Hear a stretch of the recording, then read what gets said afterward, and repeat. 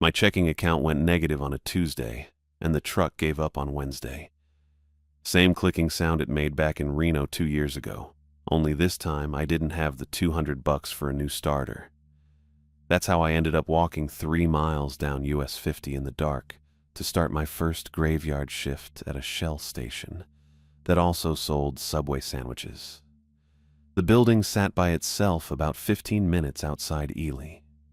Just the one structure with 4 pumps out front and a parking lot that was mostly dirt and some cracked asphalt.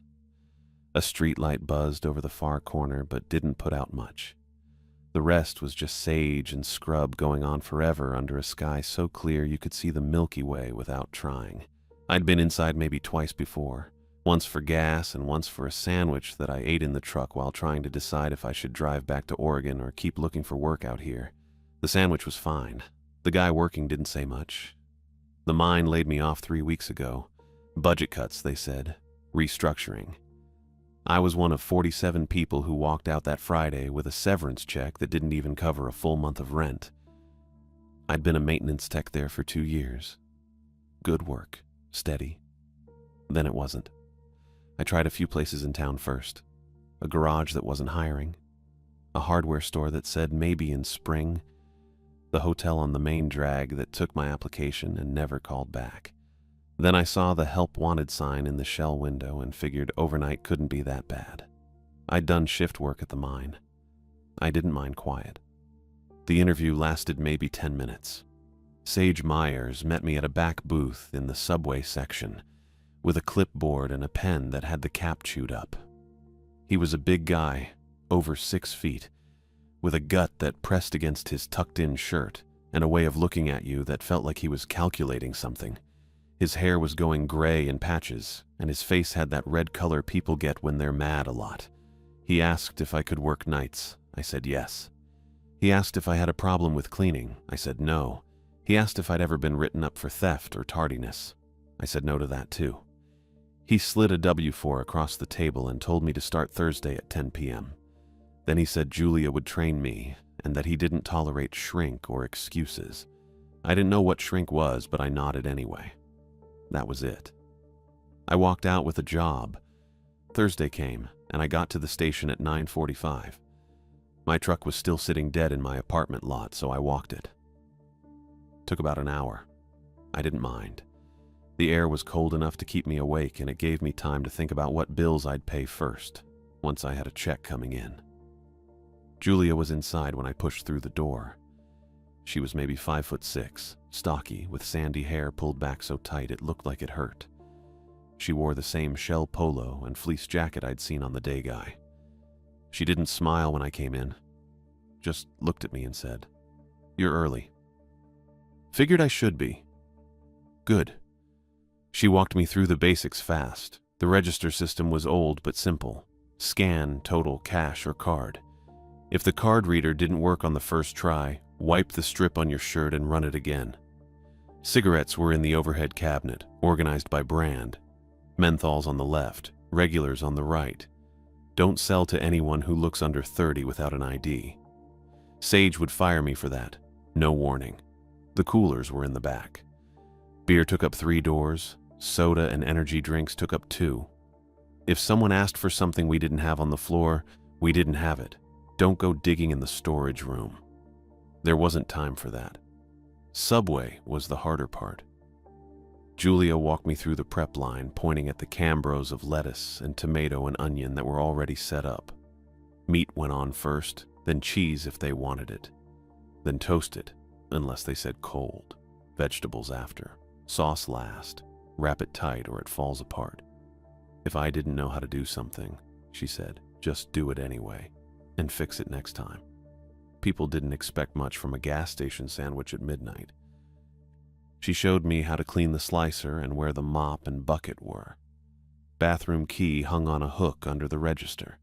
It was attached to a wooden block someone had painted bright orange so people wouldn't walk off with it.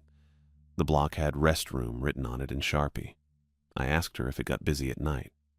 She said no. Maybe 10 people on a good shift. Trucks, mostly. Sometimes a couple driving through who didn't want to wait until morning for food. Sometimes nobody.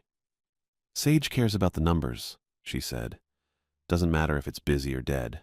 He checks the register tape and the inventory sheet every morning. If something's off, he'll know. Got it. I mean it. He fired the last day guy for giving his buddy free fountain drinks. Wasn't even $20 over a month. Didn't matter. I told her I wasn't planning to steal anything. She just nodded, but her face didn't change. Like she'd heard that before and didn't buy it. At 10:30, she locked the front door and walked me to the back office. It was more of a closet. A desk with a busted chair, some filing cabinets, and a safe bolted to the floor in the corner. She knelt down and worked the dial.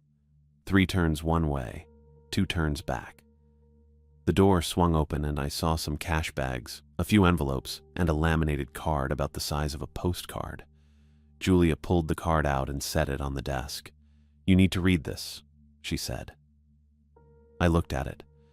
The laminate was scratched up and the corners were rounded from handling. There was text printed on it in a plain font, numbered 1 through 6 or 7. I couldn't read it from where I stood. "What is it?" "Rules," she said, "for overnight. Like station rules? Different rules." She stood up and brushed off her knees. "The guy before you quit in the middle of a shift.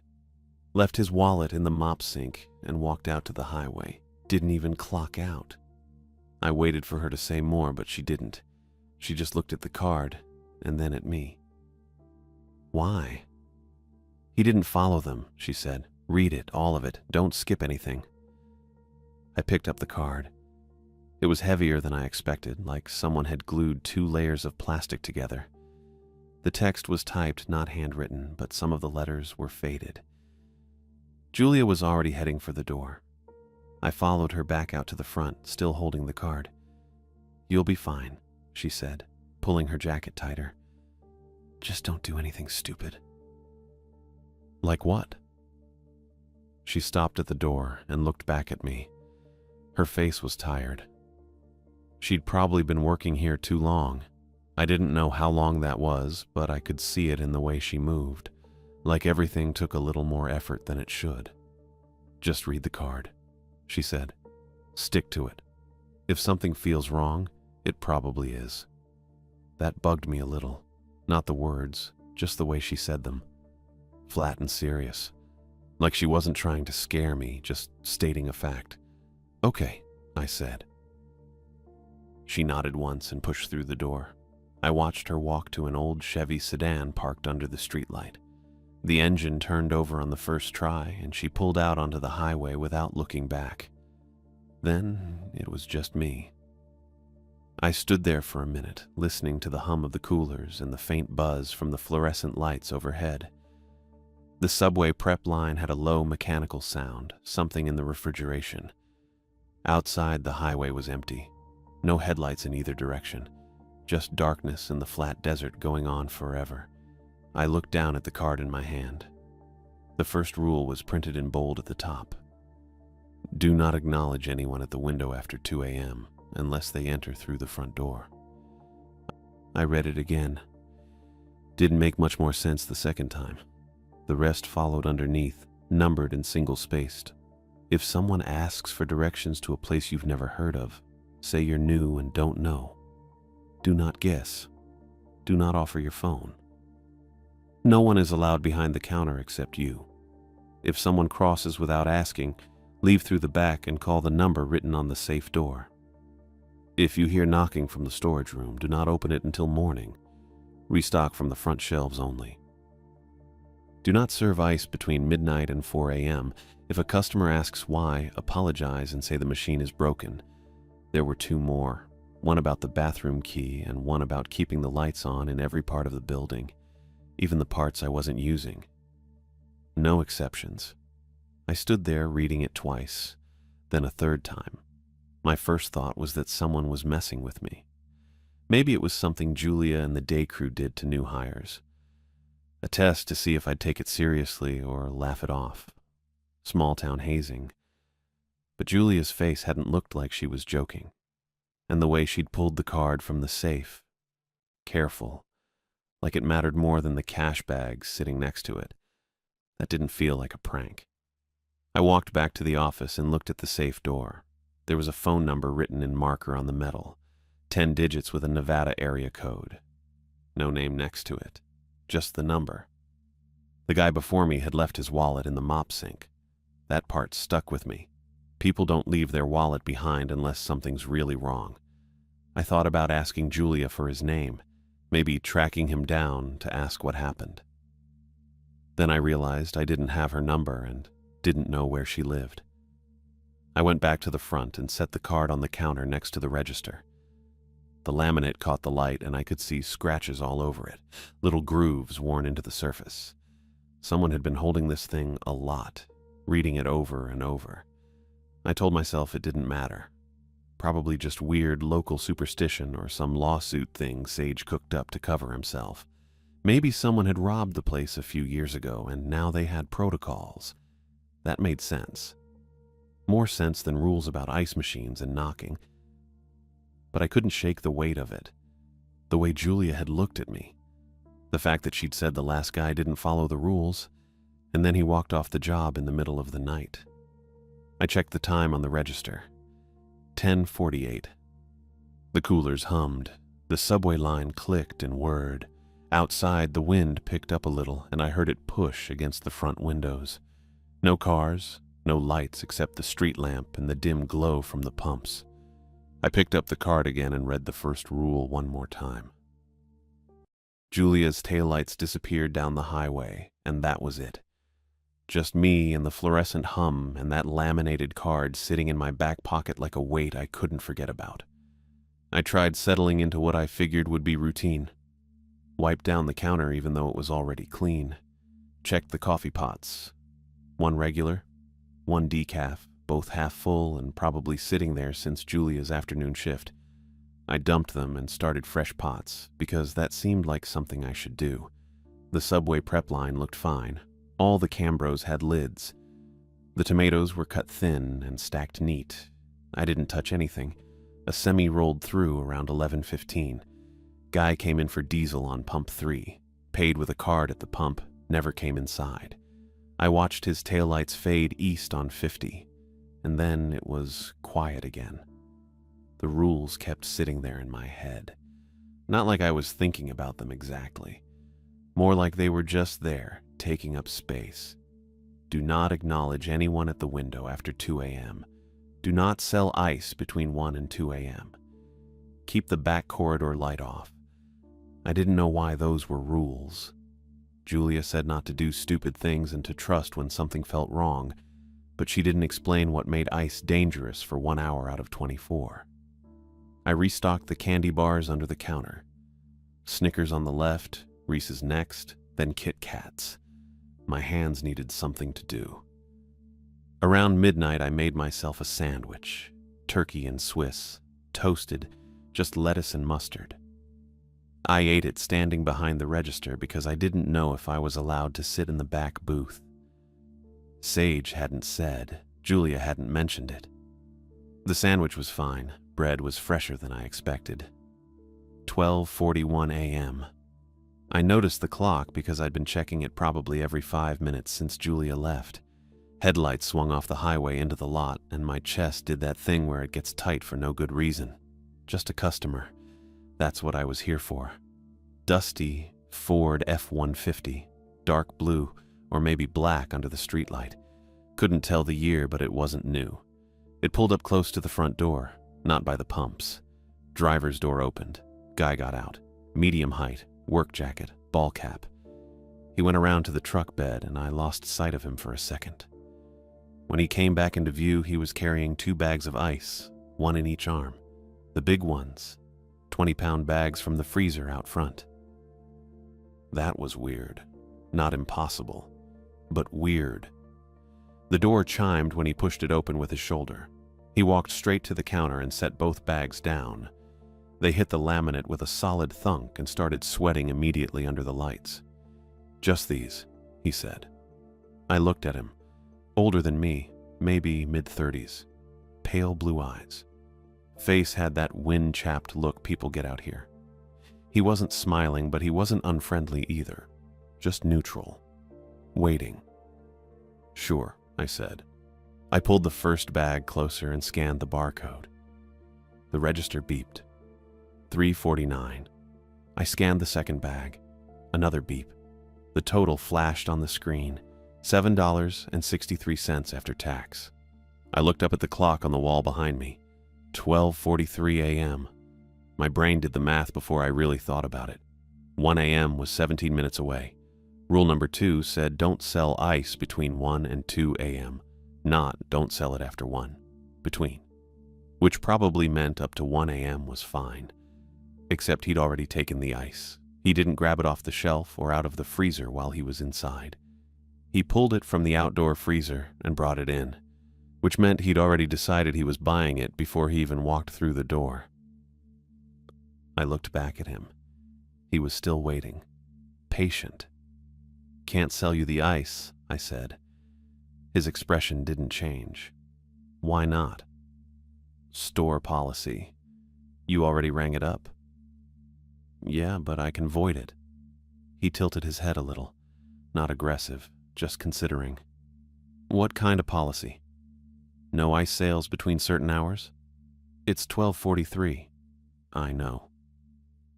So we're not between those hours yet. I didn't say anything. My hand was still on the first bag. The plastic was cold and slick with condensation. Look, he said. His voice stayed calm, reasonable. I grabbed it outside. It's already here. I'm happy to pay. I can't sell it. You scanned it. I can void it. Seems like a waste of both our time. I pulled both bags back toward my side of the counter. Not fast, just steady. I'll put them back. He didn't move, didn't reach for the ice. He just stood there looking at me with those pale blue eyes, and something about the way he stood made it feel like he was waiting for me to realize I'd made a mistake. This doesn't make sense, he said, still polite, still calm. I picked it up already. It's melting. You're going to put it back and it'll be half water by morning. That's fine. Is it the time? Because you said between certain hours, but you won't tell me what hours. I didn't answer. I can wait, he said. If there's a window coming up where you can sell it, I'll wait. I'm not in a hurry. You'd be waiting a while. How long? Past 2. He blinked once, slow. 2 a.m. Yeah, that's over an hour. Yeah. He leaned forward a little. Not aggressive, just closing the space. So let me buy it now. I already picked it up. It's sitting right here. The register already has it in the system. You just hit total and we're done. Can't do it. Why? I told you. Policy. Whose policy? I didn't know if I was supposed to say the rules or just store policy in general, so I just said management. Sage? I didn't like that he knew Sage's name. I mean, it made sense. Small station, guy probably stopped here before, but hearing him say it made my stomach tighten. Yeah, I said. Sage doesn't work nights. Doesn't matter. So how would he know? I looked at him. Really looked. He hadn't raised his voice once, hadn't made a threat or even acted annoyed. But standing there, he felt like he was taking up more space than he should. Like the air in the store was a little thinner. I'm not selling you the ice, I said. He stayed still for another few seconds. Then he nodded. Once. All right. He turned and walked toward the door. Didn't say anything else. Didn't look back. The door chimed when he pushed it open. I watched him cross the lot to his truck. Watched him open the driver's door and climb in. The engine started. Headlights came on, and that's when I noticed. No sound. Not from the engine. That was running fine. Low rumble I could barely hear through the glass. But his boots, when he'd walked out, I hadn't heard them on the tile. I'd heard the door chime. I'd heard him push it open, but I hadn't heard his footsteps. The truck pulled out of the lot and turned west onto 50. Taillights faded into nothing. I stood there staring at the 2 bags of ice sweating on the counter. The register screen still showed the total, $7.63. The clock on the wall said 12:51, 9 minutes until 1 a.m. The ice wasn't just store policy. It wasn't about spoilage or liability or whatever normal reason you'd restrict a sale. The rules weren't suggestions, they were a test. And someone was already pushing. The payphone rang at 1:07, 2 sharp rings from the wall by the bathroom door. I'd walked past it maybe 4 times already that night without really looking at it.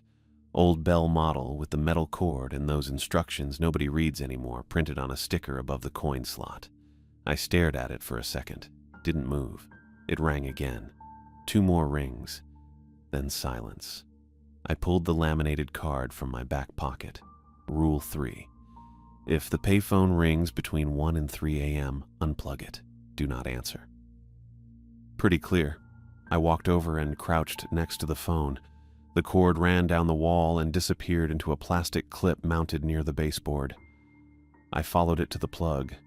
Standard outlet. I gripped the cord and yanked it free. The ringing started again immediately. Same 2-ring pattern, but muffled now, like it was coming from behind the drywall instead of from the phone itself. I stood there holding the unplugged cord in my hand, staring at the phone. The receiver wasn't moving. The whole unit was silent. But I could still hear the ringing, faint, hollow, coming from somewhere inside the wall. I dropped the cord and stepped back. The ringing stopped. I waited maybe 30 seconds, nothing. Just the cooler hum and the buzz from the fluorescent panel above the drink cases. I turned and walked back to the counter. Didn't look at the phone again. My hands felt cold. I rubbed them together and tried to focus on literally anything else. Busy work. That was the move. I grabbed the glass cleaner and a rag from under the counter and started wiping down the lottery display case, even though it didn't need it. Julia had already cleaned everything before she left. But I needed something to do with my hands that wasn't standing still and listening. The ice bags were still sitting on the counter where that guy left them. I'd moved them to the side after he drove off, but I hadn't put them back yet. They were mostly melted now. The plastic sagged in the middle and water pooled at the bottom of each bag. I carried them outside to the freezer and shoved them back in with the others. The night air was cold enough that my breath came out in clouds. The parking lot was empty. The highway too. No headlights in either direction. I went back inside and locked the door behind me. 1:12 on the wall clock. I walked a lap around the store, checked the Subway prep line. All the Cambros still had their lids on. I opened the cooler and looked at the beer. Coors Light, Budweiser, some craft stuff I didn't recognize. I closed the door and moved to the soda section. Everything was stocked and faced forward. 1:15. I couldn't hear the phone anymore. Maybe it stopped. Or maybe the sound just faded back into the wall and I wasn't close enough to pick it up. I didn't go check. Around 1:20 I got hungry. Or I thought I was hungry. Probably I just wanted another task. I walked over to the hot dog roller near the register. The machine was still on from earlier. 3 dogs spinning slowly under the heat lamps. They'd been there since Julia's shift, probably. The skin was starting to split on one of them. I grabbed a pair of tongs from the little plastic cup next to the bun warmer and pulled one of the dogs off the roller. Put it in a bun. Added ketchup and mustard from the pump dispensers. Ate it standing behind the counter in maybe 6 bites. It tasted like salt and preservatives. I didn't care. 1:23. I wiped my hands on my jeans and looked around. The shelves along the far wall looked fine, but I walked over anyway. Chips, crackers, cookies. Everything lined up neat. I pulled a few bags forward so the labels faced out and the rows looked tighter. 1:28. I went back to the counter and pulled the laminated card out again. Read through the whole thing. Rule 1 about the window after 2 a.m.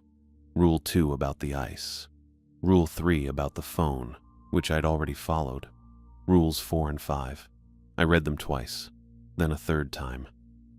The words started to blur together. just a checklist. Instructions I couldn't adjust or argue with. I flipped the card over. Nothing on the back, just blank laminate. I put it back in my pocket. 134. I needed to move, do something. I walked to the back office and stood in the doorway. The room smelled like old coffee and whatever cleaning spray Julia used on the desk. The chair was pushed in. The safe was closed. The desk had a computer monitor, a keyboard, a cup full of pens, and a legal pad with nothing written on it. I stepped inside and sat down in the chair. It rocked a little to the left.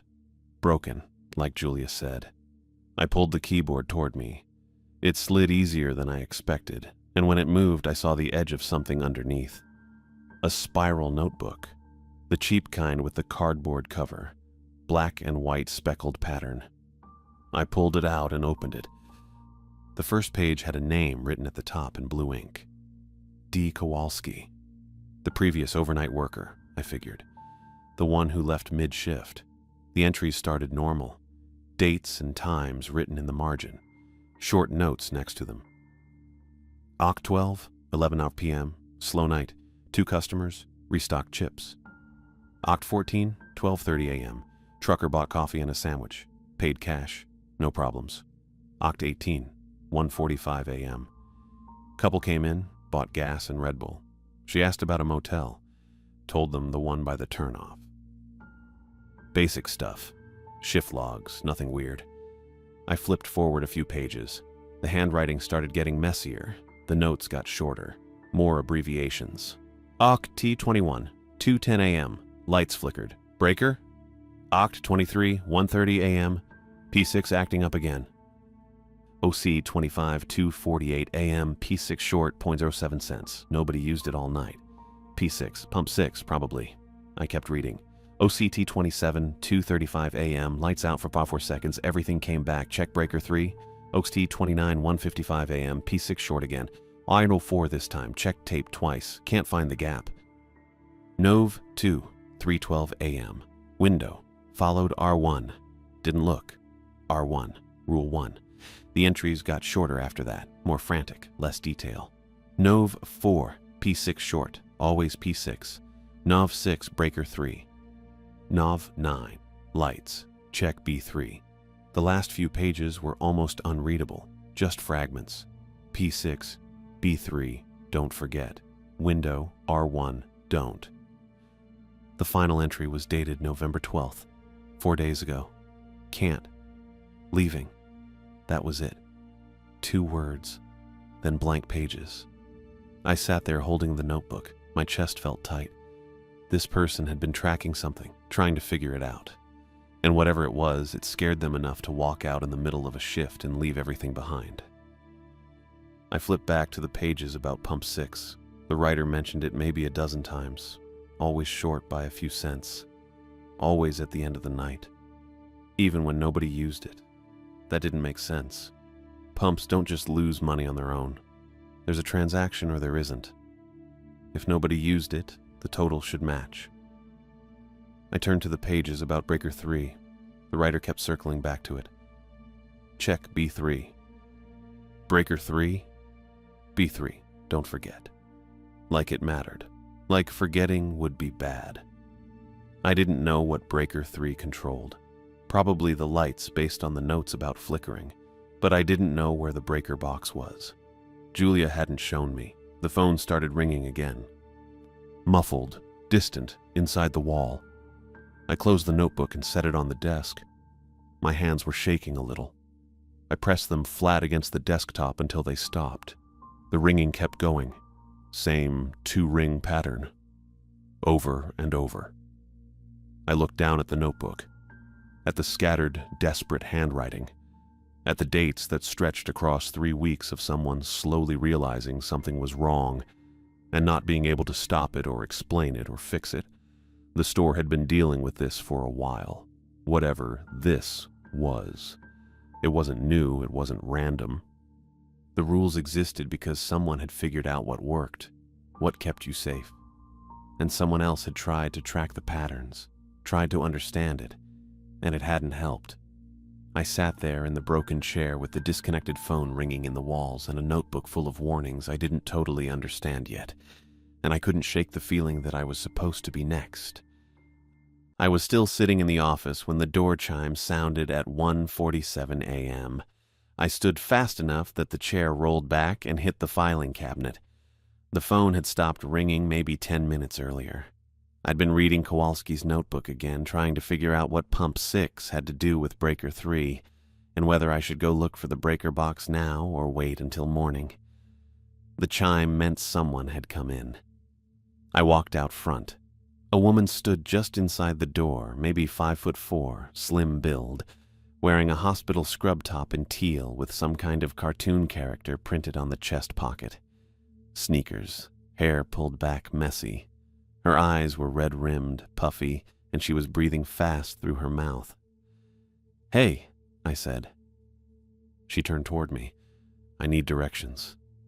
I walked closer to the counter. "Sure. Where you headed?" "Emergency room." She took a step forward, hands clenched at her sides. "Nearest one. Do you know where that is?" "Ely," I said. "Back west on 50, maybe 12 or 13 minutes. There's a hospital on the north side. You'll see signs when you get into town." She nodded fast 3 or 4 times. Okay. Thank you." Her voice was tight, breathy, panicked. "My passenger's having trouble breathing. I didn't know if there was something closer." "No, Ely's it." I came around the counter. "You need me to call an ambulance? I can..." No, I just need to get there." She turned back toward the door. That's when I noticed. No keys in her hands, no purse, no phone visible in her pockets or clipped to her waistband. The scrub top had one of those chest pockets, but it was flat, empty. And outside through the glass door, the parking lot was empty. No car at the pumps, no car by the door. Just cracked asphalt and dirt under the one working streetlight in the far corner. I stopped walking. "Where's your car?" She didn't answer. She was already at the door. The automatic doors slid open, but the timing was wrong. They started moving before she got close enough to trigger the sensor. I'd been watching those doors all night. They opened when you stepped on the black mat about 3 feet in front of them. She was still 4 or 5 feet back when they started sliding apart, smooth and quiet, and she walked through without breaking stride. The doors closed behind her. I stood there holding the edge of the counter. She crossed the lot. I could see her through the window, walking fast toward the left side where the parking stalls were painted on the asphalt. Most of the paint had faded or cracked away, but you could still see the lines if you knew where to look. She reached the third stall from the left and stopped. Then she stepped forward into the empty space, and she was gone. Just gone. Not like she walked out of my line of sight. Not like she got into a car I couldn't see from this angle. She took one step, and she wasn't there anymore. It looked exactly like when a video skips a frame. 1 second she was mid-step. The next second the lot was empty and I was staring at cracked asphalt under dim yellow light. I didn't move for probably 30 seconds. Then I turned and walked fast to the back office, grabbed the monitor on the desk, and tilted it toward me. 4 camera feeds, black and white, each one showing a different angle. Front lot, side lot, pumps, interior. I rewound the feed, found the timestamp at 1:47 a.m. The interior feed showed me standing behind the counter. The woman walked in through the doors. We talked. I came around the counter. She turned and left. I switched to the front lot feed. She walked out, crossed the pavement, reached the third stall, stepped forward. Gone. The frame didn't skip on the recording. It was smooth, continuous. She just stopped existing in the middle of a step. I sat down in the broken chair and it rocked left under me. My phone was in my front pocket. I pulled it out, unlocked it, and opened my contacts. Julia's number was third from the top. I'd added it after the interview when Sage told me she'd be training me. I tapped her name, held the phone to my ear.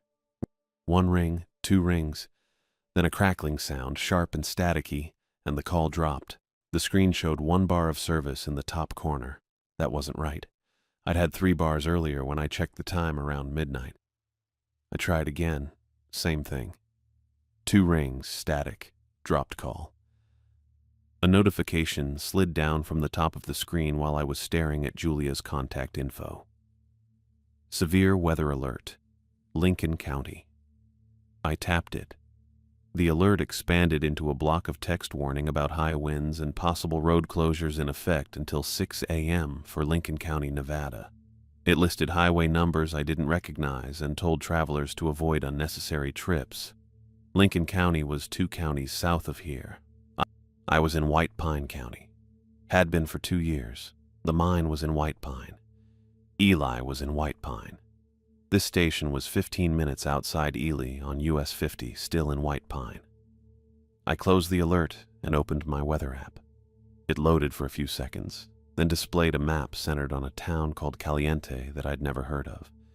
The location pin at the top of the screen read, "Current location, Caliente, NV." I was not in Caliente. I'd walked here from my apartment, 3 miles down 50. I knew this route. I knew exactly where I was. I closed the app, opened it again. Same thing. Caliente, Lincoln County. I set the phone face down on the desk. My hands were shaking again. I pressed them flat against my jeans and took a breath that didn't go deep enough. The woman had asked for directions. She'd said her passenger was struggling to breathe. She'd been wearing a hospital scrub top and sneakers like she worked in a medical building somewhere, and her eyes were red from crying or panic or exhaustion. Everything about her seemed real. Except she didn't have a car. Except she disappeared. Except the doors opened too early. I pulled the laminated card out of my back pocket and read through the rules again. Rule 1. Don't acknowledge anyone at the window after 2 a.m. unless they enter through the front door. Rule 2. Don't sell ice between 1 and 2 a.m. Rule 3. If the payphone rings between 1 and 3 a.m., unplug it and don't answer. Nothing about women in scrubs asking for directions. Nothing about people disappearing in the parking lot. Nothing about what to do when your phone thinks you're 100 miles south of where you're standing. I checked the time on the monitor. 2:14 a.m. I stood up, walked out front, and looked through the windows at the lot. Empty. The streetlight in the far corner was still working. The highway beyond the lot was dark in both directions. No headlights, no taillights, no sound except the cooler hum and the fluorescent lights buzzing overhead. I walked a lap around the store, checked the subway prep line, opened the beer cooler and closed it, straightened a row of chips that didn't need straightening, went back to the counter and stood there watching the clock on the register. 2:17 a.m., 2:23 a.m., 2:28 a.m. At 2:31 a.m., I looked at the security monitor again. 4 feeds. Interior showed me standing at the counter. Side lot was empty. Front lot was empty except for the street light throwing its yellow circle onto the cracked asphalt. Pumps. The canopy lights over the pumps were dimmer than they'd been earlier. I didn't know if that was the camera or if the lights themselves had changed. Pump 6 was on the far right, the one Kowalski kept writing about in the notebook. There was something standing next to it. A figure. Person-shaped but wrong. The camera feed was black and white and grainy, but I could see it wasn't standing steady. It swayed or flickered, or both. Like the image couldn't decide where the edges were. I stared at the monitor. The figure didn't move toward the building, didn't move away. Just stood there beside Pump 6, shifting in place, unstable. My throat went tight. Rule 1. Do not acknowledge anyone at the window after 2 a.m. unless they enter through the front door. I looked up from the monitor toward the windows at the front of the store. The pumps were visible through the glass, lit by the canopy lights. I could see Pump 6 on the far right. I couldn't see anyone standing there. Just the pump. just empty pavement. I looked back at the monitor. Still there, still swaying beside pump 6 on the feed. I stepped back from the counter. My boot heel caught on something and I stumbled, caught myself on the edge of the register. Don't acknowledge it. I turned away from the monitor, walked to the subway prep line and stood there staring at the Cambros with their lids on, the neat stacks of napkins, the squeeze bottles of mayo and mustard lined up in a row. My heart was punching against my ribs. The figure was on the camera. It wasn't at the window. It was outside by the pump. Rule 1 said don't acknowledge anyone at the window after 2 a.m. This wasn't the window. This was the pump. But Kowalski had written about pump 6 over and over. Something was wrong with it.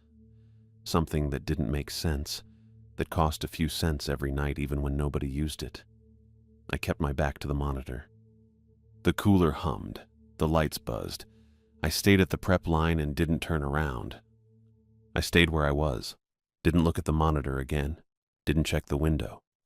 The rule said not to acknowledge anyone at the window after 2 a.m. unless they came through the front door. And whatever was standing at pump 6 wasn't coming through any door I could see. So I treated it the same way I'd treat a wasp in the room. Ignored it. Kept busy. I wiped down the subway counter even though it was already clean. Checked the napkin dispensers. Straightened the salt and pepper shakers that didn't need straightening. My hands needed something to do and the work kept my eyes forward, away from the windows and away from the monitor behind me. The cooler hummed. The fluorescent lights buzzed overhead.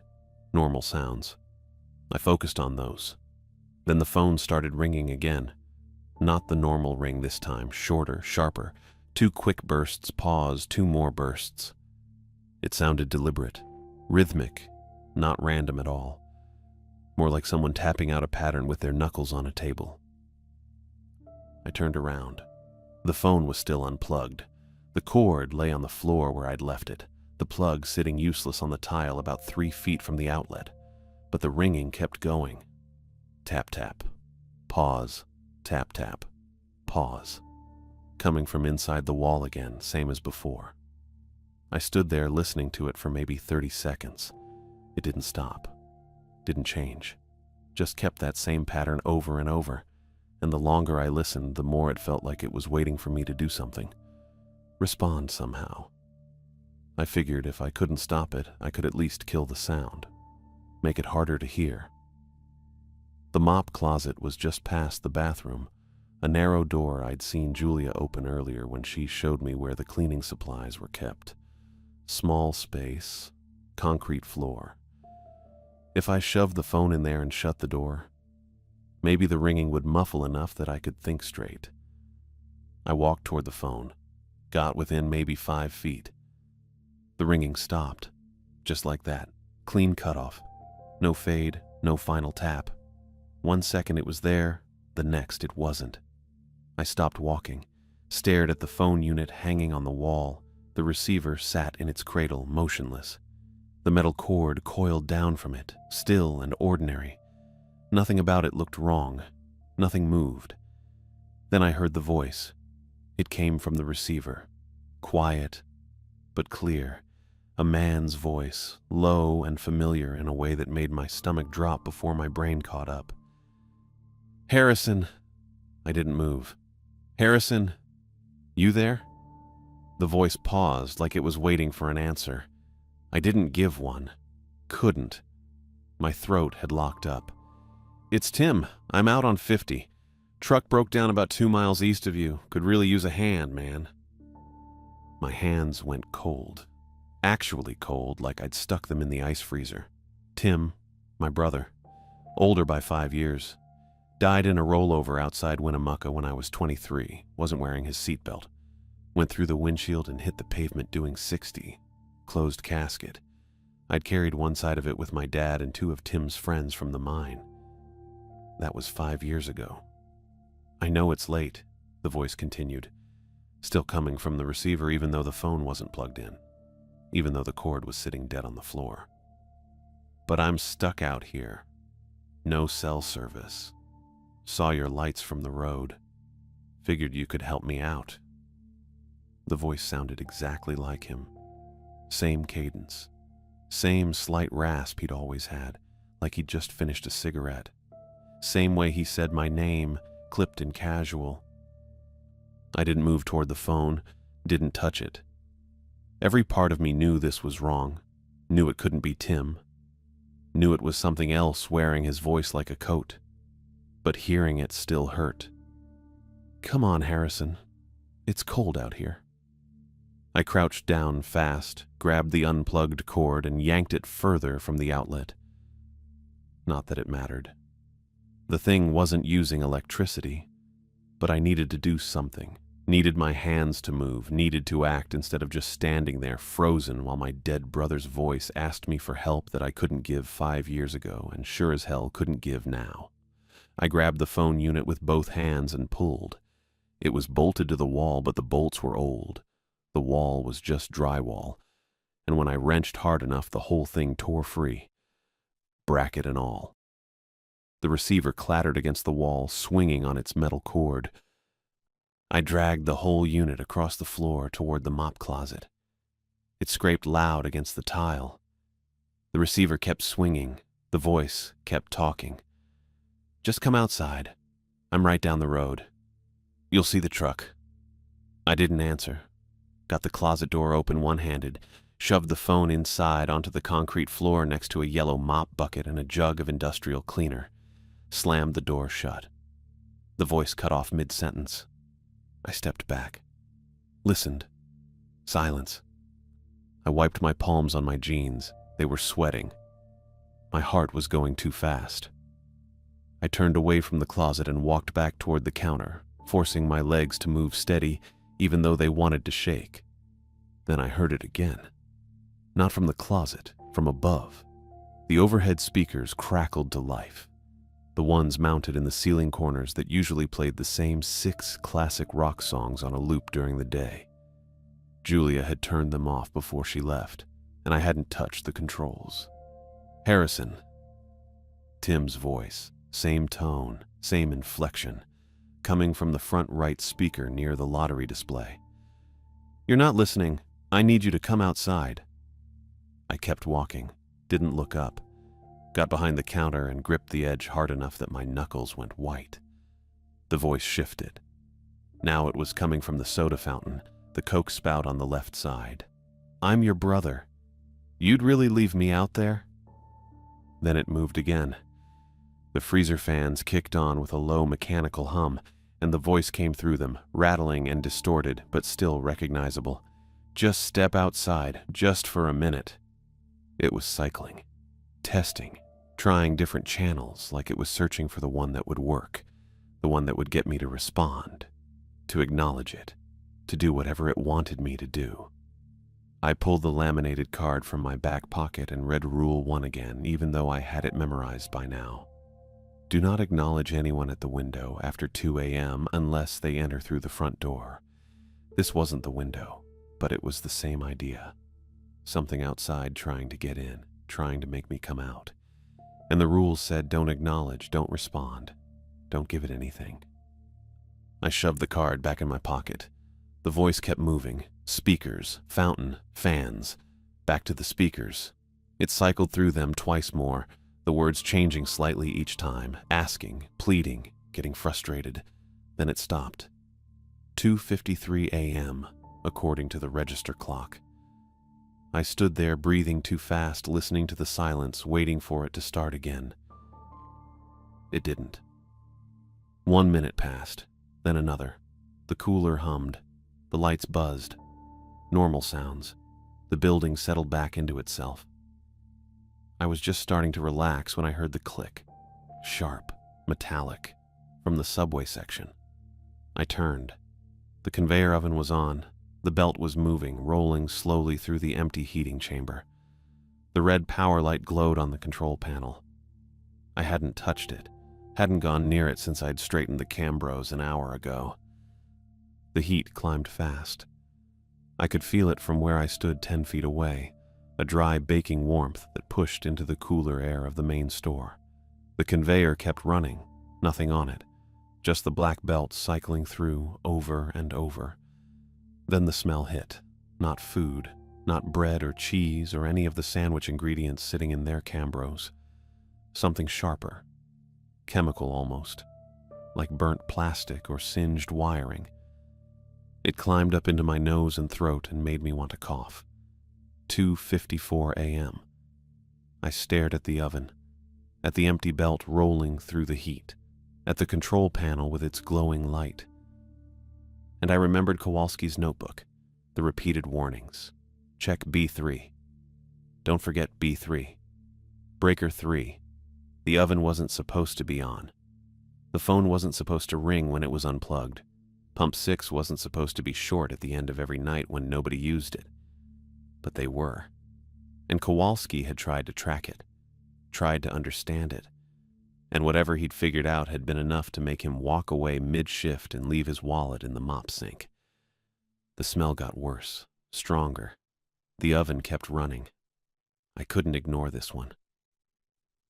I walked toward the back hall. My boots sounded loud on the tile. The chemical smell from the oven kept getting worse, and the heat was pushing out from the subway section like a wave. I passed the bathroom with the orange wooden key block still hanging on its hook, and kept going to the narrow hallway that led to the storage room and loading dock. The breaker panel was mounted on the right wall about halfway down. Gray metal door, no bigger than a pizza box. Julia hadn't shown me this part during training, but I'd worked maintenance at the mine for 2 years. I knew what a breaker panel looked like. I pulled the door open. Inside were 2 rows of black switches labeled with faded white tape. Most of the labels were impossible to read. Third one down on the left said B3 in blue pen, written over the old tape in handwriting that didn't match anything else. Probably Kowalski's. I flipped it down. The oven shut off immediately. I heard the belt stop moving and the heating elements click as they started cooling. But the overhead lights flickered at the same time. Not a quick blink. A slow dim like someone was turning a dial down and then back up. It lasted maybe 3 seconds.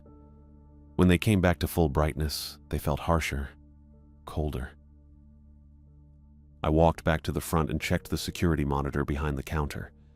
The screen had gone gray when the lights flickered. Now it was back, but the feeds looked washed out, grainy. The timestamp in the corner read 2:59 a.m. I looked at the pump feed. Pump 6 was closer to the building. Not by much, maybe 10 feet. But it had been on the far right of the frame before, and now it was more centered. The figure was gone from beside it. I checked the front lot feed. The figure stood at the front door, just standing there, hands pressed flat against the glass. I couldn't make out details on the monitor, but I could see the shape. Human height, human outline. But the hands looked wrong. The fingers were too long, or bent at angles that didn't match knuckles. I looked up from the monitor toward the actual front door. The figure was there, pressed against the glass exactly like the feed showed, hands flat, fingers bent wrong. I could see them clearly now under the fluorescent light. The joints were broken, not cut or torn, just bent backward at the middle knuckle like someone had folded them the wrong direction and they'd stayed that way. The motion sensor didn't trigger. The doors stayed closed. I stood there watching it watch me. It didn't move, didn't blink. I wasn't sure it had eyes. The face was blurred, smudged, like someone had rubbed out a pencil drawing before it dried. Then I heard 3 sharp knocks from the back hall. I turned. The sound came from the employee restroom, the one that stayed locked, the one Julia never mentioned and I'd never opened because there was a public restroom for customers and I figured the employee one was Sage's or broken or something I didn't need to worry about. 3 knocks, precise, evenly spaced. Then pounding. Not knocking anymore, pounding. Flat palms slamming against the inside of the door in a rhythm that was too fast. Underneath the pounding I heard scratching, nails dragging across tile, long, slow drags that made my teeth hurt. I looked back at the front door. The figure was still there, hands still pressed to the glass. I walked to the front door and turned the lock. The deadbolt slid into place with a solid click. Then I locked the second lock, the handle set. Julia had shown me those during training. Locked them both at 2 a.m. I'd forgotten. The pounding got louder. I went back to the counter and looked around for something I was supposed to do. Some step I'd missed. The laminated card was in my back pocket, but I already knew what it said. I'd read it 10 times. Then I remembered the weather radio. Julia had pointed it out during the walkthrough. Black plastic unit sitting on the shelf under the register next to the carton of receipt tape. No AA logo on the front. She said it was required to stay on during overnight shifts in case of road closures or evacuations. I'd turned it off around 11 because the static was annoying and nobody was on the highway anyway. I pulled it out and switched it on. Static for 3 seconds. Then a clean, automated voice. The National Weather Service has issued a severe wind warning for White Pine County until 6 a.m. Hazardous travel conditions expected on US 50 east of Ely. Motorists should avoid unnecessary travel. I checked the wall clock. 3:02 a.m. The radio kept going. Current time stamp 0304. Repeat, 0304. 2 minutes ahead. The automated voice cut off. Static returned, then voices. Multiple voices, overlapping, some male, some female, different tones and pitches, but all speaking at once so I couldn't make out individual words. Just a wash of sound that almost made sense, almost formed sentences. Then one voice, separated from the rest. Clear, flat, no accent. The barrier is failing. Interruption at anchor 3. Replacement feeding cycle required. Another voice. Higher, strained. He cut the power. He stopped it. The agreement is void. A third voice. Wet, slow. Replacement, immediate, or the threshold collapses. I stood there holding the radio. The words didn't make sense, but I understood them anyway. The oven wasn't broken. It was running because it was supposed to. The phone rang unplugged because something was pushing through. Pump 6 was short every night because something was taking. The rules weren't protecting me from random bad luck or weird customers. They were feeding something, keeping it satisfied, keeping it on the other side. And I'd just interrupted the meal. The pounding from the restroom got worse, faster. The door was shaking in its frame. I heard the wood creak. The scratching underneath sounded like it was coming from multiple sources now. Not just nails. Something else. Something dragging wet across the tile. I looked at the front door. The glass was trembling. Not shaking. Trembling. Like a guitar string right after you pluck it. The figure's hands were still pressed flat, but now I could see the glass bowing inward under the pressure. Just slightly. Just enough to catch the light wrong. I turned and ran to the back office. The safe was still closed. I dropped to my knees in front of it and tried to remember the combination Julia had used. 3 turns right. No, 3 turns one direction. 2 turns back. I spun the dial. My hands were shaking. I tried 3 times and it didn't open. I stood up and checked the desk. Pulled open the drawer. Pens, rubber bands, a stapler, old napkins from somewhere else, a folded gas station map. I checked the filing cabinet. Locked. I looked around the tiny office and saw it. A red label on the wall beside the door frame. Faded, peeling at one corner. It said, Beacon, in block letters with a serial number underneath. Below the label was a small metal panel about the size of a light switch cover. I pried it open with my thumbnail. Inside was a switch protected by a red safety cap, the kind you flip up before you can access the switch itself. I flipped the cap up. I pulled the switch down. Every light in the building went out, not the breaker panel. This was everything. Total darkness, except for the 2 exit signs over the front door and the loading dock. They glowed red and barely reached past their own frames. The radio was still on. I could hear it from the front counter. It wasn't static anymore. It was blaring. A loud, piercing tone, then a robotic voice reading numbers. Location code 7749, corridor anchor 3. Bypass protocol engaged. Warning. Do not approach mirrors. Do not approach reflective glass. Do not make eye contact with windows or standing water. The pounding from the restroom stopped. I stood in the dark office trying to breathe.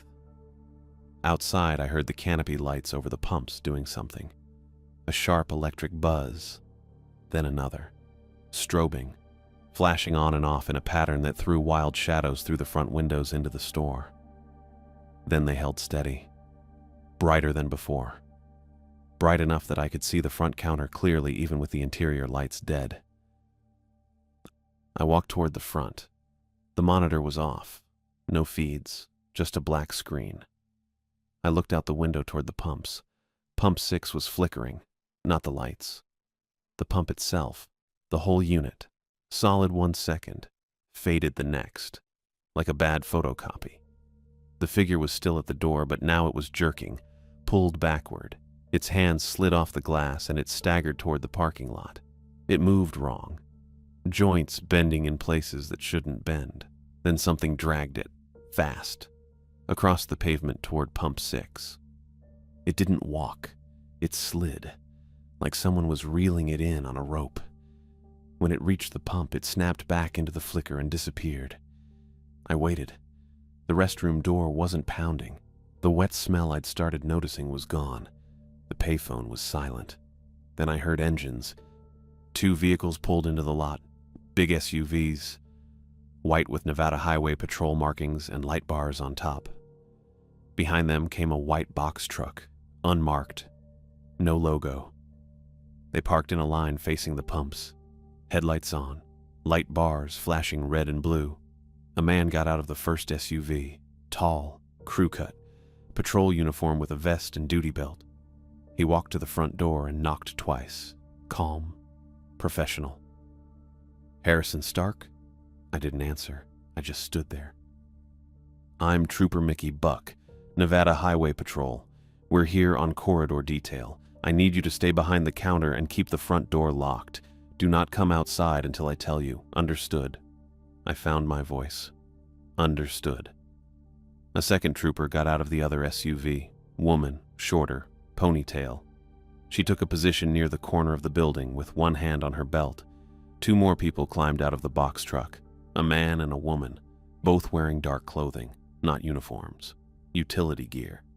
They opened the back of the truck and started unloading equipment. The man pulled out a tripod with something mounted on top. Not a camera, something else. A black cylinder with a dish on one end. He set it up 20 feet from Pump 6 and aimed it. The woman carried a large flat panel, matte black. She positioned it between the pump and the windows, angling it like a shield. The air around Pump 6 started to shimmer. Not heat shimmer. Something else. The space looked thicker. The man adjusted the tripod device and the shimmer intensified. Pump 6 flickered again. Harder this time. Something thrashed inside the flicker. I couldn't see it clearly, but I could see movement. Twisting. Stretching. It pulled thin like taffy and then snapped back toward the pump and collapsed into nothing. The shimmer faded. The restroom door in the back hall went completely silent. The wet smell was gone. The payphone didn't make a sound. Trooper Buck looked toward the window and nodded at me. Then he unlocked the front door with a key I didn't know existed and stepped inside. "You can talk now," he said. I stayed behind the counter. What the hell was that? Corridor breach happens when the feeding cycle gets interrupted. He looked around the store, checked the dark lights, the dead monitor. "You hit the beacon?" "Yeah." "Good. That bought us time." He pulled a small notepad from his vest. "I need to know which rules you followed tonight and which ones you almost broke. Quick version." I told him. The ice, the phone, the oven, the beacon. He wrote it down. "You refused the ice sale before 1 a.m.? 12:43. Customer pushback?" Yeah. He wanted to wait until after 2, but he left. Yeah. Buck nodded. That was a test. You passed. He flipped a page. You unplugged the phone when it rang? Yeah, it kept ringing anyway. Then it used my brother's voice. His pen stopped. He looked up. Used a voice you recognized? My brother. He's dead. 5 years. Buck's expression didn't change, but he underlined something in the notepad. And you still didn't answer? No. Good. He kept writing. The oven. You shut it off at breaker 3. It was burning. Smelled like plastic. It wasn't burning, it was feeding. You interrupted it. That's what triggered the breach. He said it like he was explaining a cash register error. Calm. Factual. I didn't say anything. Then you hit the beacon, and we got the alert. We were 10 minutes out. You did fine. Outside, the woman and man were packing up the tripod and the shield. The other trooper was walking a slow circle around Pump 6 with a handheld device I couldn't identify. Buck put the notepad away. We're going to finish cleanup. Stay inside. Don't touch breaker 3 until Julia resets the cycle tomorrow. What happens if I do? Same thing that just happened, except we might not get here in time. They worked for another 20 minutes. I sat on the floor behind the counter and watched through the window. They did something to Pump 6 I couldn't follow. Lights. Instruments. At one point, the man sprayed something on the pump casing and it glowed faint blue for a few seconds before fading. By the time they finished, the sky was starting to lighten, not sunrise, just the edge of it. That flat gray that means dawn is coming. Buck came back inside. You're clear. Barrier's holding again. Pump 6 is stable. For how long? Until it isn't. He looked at me. You're going to want to quit. Most people do after their first beacon pull. But if you walk away, this doesn't close. It just moves. Finds another low-traffic anchor point. Could be a rest stop. Could be someone's house. Closing the station doesn't fix it. Someone has to hold the line when the rules fail. That's the job.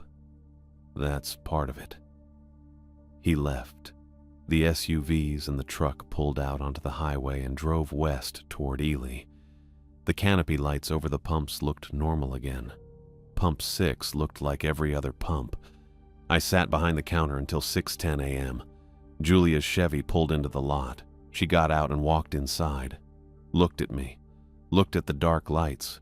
Walked straight to the back hall without saying anything. I heard the breaker panel open. Heard her breath catch. She came back a minute later. Her face was pale. She looked at the front door, at the windows, at me. You pulled the beacon. Yeah. She nodded slowly, reached into her jacket pocket and pulled out an envelope, set it on the counter. That's your pay for tonight plus extra. Sage doesn't know about the extra and he won't. She pulled out a second item, a new laminated card. Same size as mine. The laminate was clearer.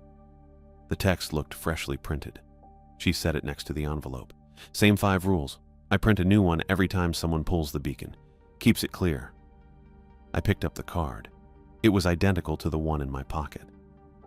You can quit, Julia said. I'm not going to pressure you either way. If you want to walk, walk. I'll cover tonight and we'll find someone else. I looked at the envelope, at the card, at Julia's tired gray eyes. I'll be back tonight, I said. She nodded. Okay. I drove home in daylight. The truck started on the first try, which made no sense because the starter was dead. I didn't question it. That afternoon, I used the cash from the envelope to pay for a new starter at the auto parts store on the north side of Ely. The guy installed it in the parking lot for an extra $20. Took him 15 minutes. I went back that night, 10 p.m., on time. Julia was waiting. She walked me through breaker 3, showed me how to reset it, told me the oven would run for exactly 47 minutes, starting at 1 a.m., and I was not supposed to touch it. I understood now. The job wasn't pumping gas or making sandwiches. It was holding the line. And if I walked away, the line moved somewhere else. Somewhere without rules. Somewhere without a beacon. I wasn't going to let that happen.